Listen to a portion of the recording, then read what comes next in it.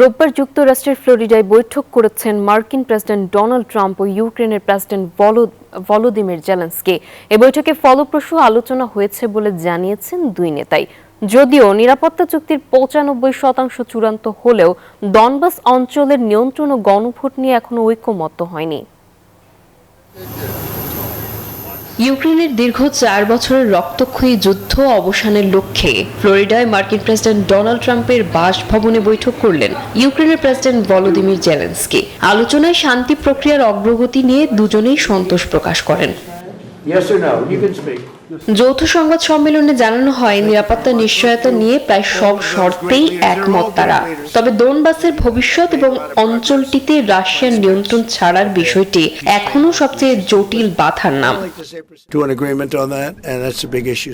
একটা কিংবা দুটো বিষয় বেশ কাঁটাযুক্ত বা স্পর্শকাতর রয়ে গেছে। এগুলো বেশ কঠিন ইস্যু, তবে আমরা ভালোভাবে এগোচ্ছি। আজ অনেক অগ্রগতি হয়েছে, গত 1 মাসেও অনেক কাজ হয়েছে।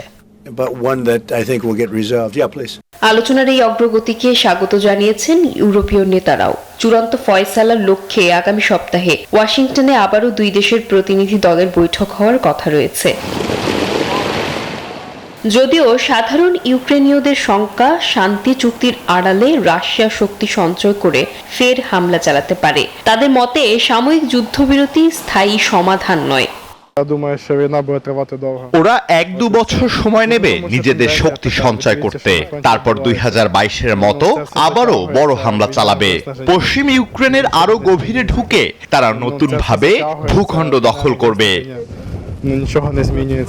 সব ঠিক থাকলে আগামী কয়েক সপ্তাহের মধ্যেই যুদ্ধ বন্ধের চূড়ান্ত রূপরেখা পাওয়া যাবে বলে আশা বিশ্ব নেতাদের। Desk report, news 24।